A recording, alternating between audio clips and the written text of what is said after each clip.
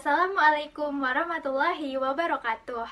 Perkenalkan, nama saya Via Rozania, NIM saya B1021201035 dan bahasa yang saya pakai yaitu bahasa Melayu Pontianak. Namaku Skolastika, NIM aku B10212011016. Jadi dito aku main ragam bahasa Daya Iban. Saya Siska Lustari, NIM saya B10212011042. Dan bahasa yang saya gunakan yaitu bahasa Jawa. Saya Salwa Randeliana dengan NIM B1021201031 dari kelas A. Bahasa yang saya gunakan adalah bahasa Melayu Ketapang.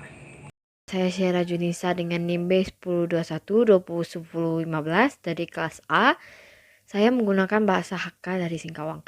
Saya Dela Utari, NIM B1021201006. Saya nak makai bahasa Melayu Sambas.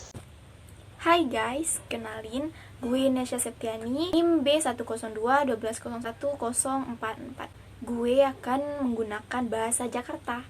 Dipayun tepangkeun nami abdi Imas Dwiningrum, NIM B102121004 abdi ti kelompok F. Di dia abdi nyobi nganggo dialek Sunda. Nah, jadi di sini saya akan bahas tentang COVID-19 atau yang biasa kita sebut dengan virus corona.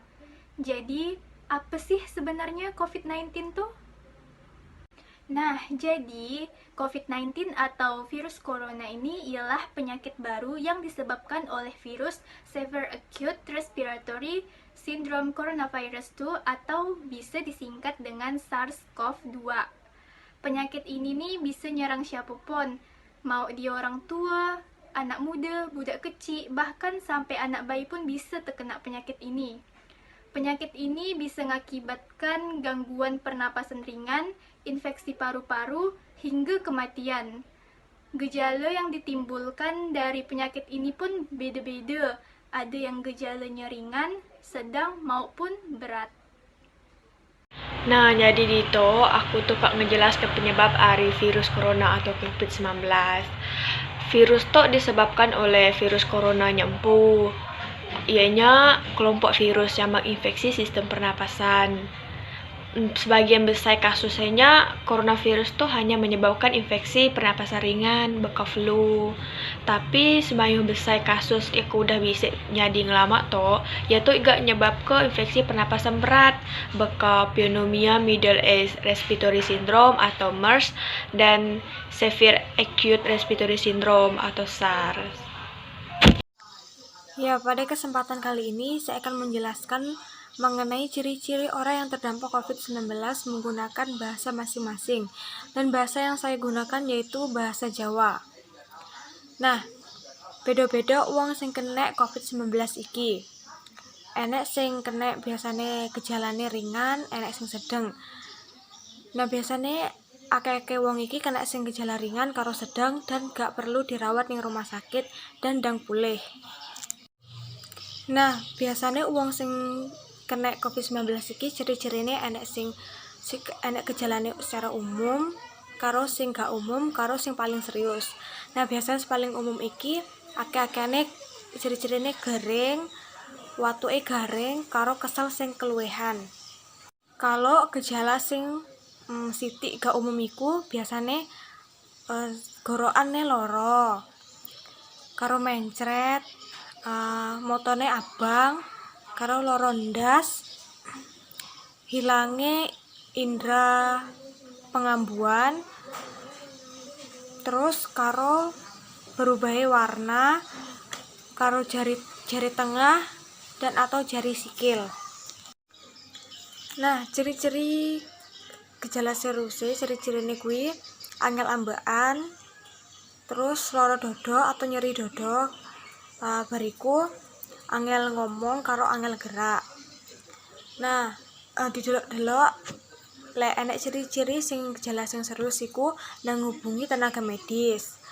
Kemudian ojo lali ngubungi dokter atau fasilitas umum sing enek ning daerah kuwi.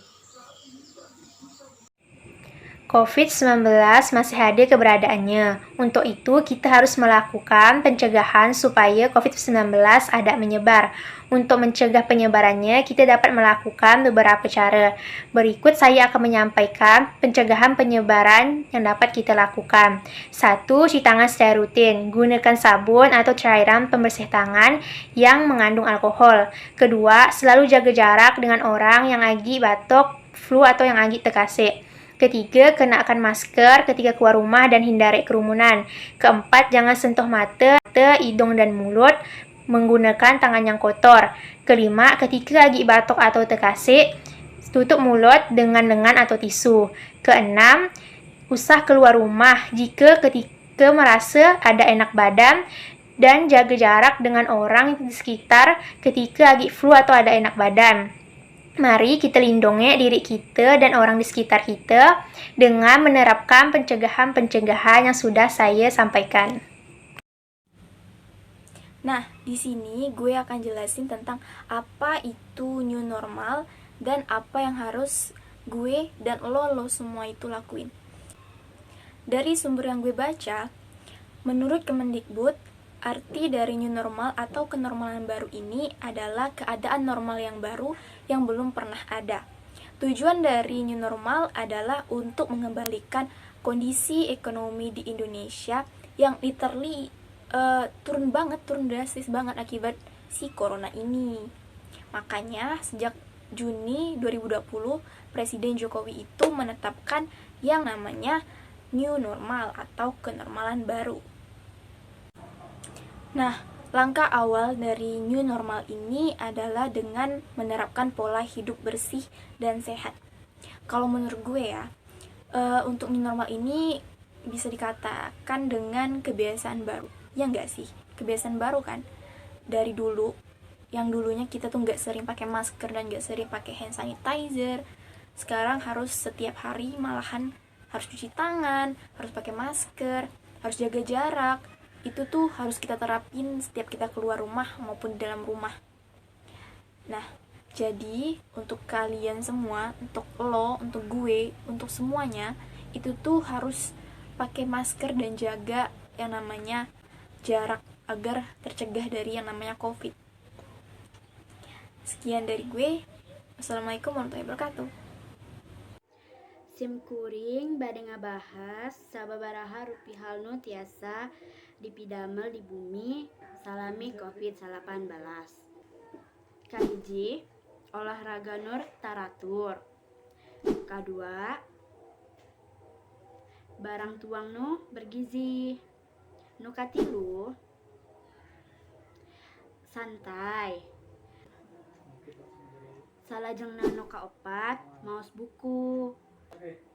Kalima, diajar. Kagenep, kanggo nu resep masak, tiasa ngadamel camilan kangge kulawargina. Keluh kesah selama COVID-19 met nhìn các nhiều chỗ xe, nhiều thụ su, nhiều met mũi nhị cây sang xe. Nhìn các si kan ha mo hi aboy, harus tem-tem coy buka, harus kin neten protokol kesehatan. Untuk nhìn kin ha kena PHK dan kin ha anto nhìn kasih anan chim lui atau chimse.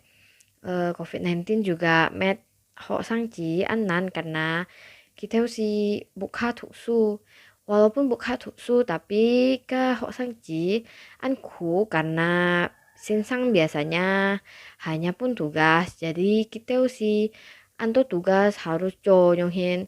Jadi pandemi COVID-19 pokoknya met nyinka anto nyin anku atau anan lah. Sebaiknya kita ranah-ranah di rumah supaya ndaan tertular virus corona atau COVID-19 dengan kegiatan yang berfaedah dan menyuguhkan hati di rumah.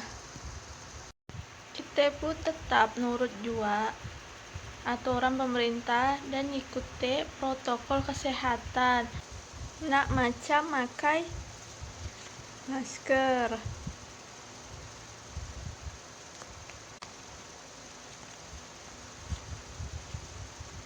membasuh tangan atau hand sanitizer, dan menjaga jarak. Sekian, terima kasih.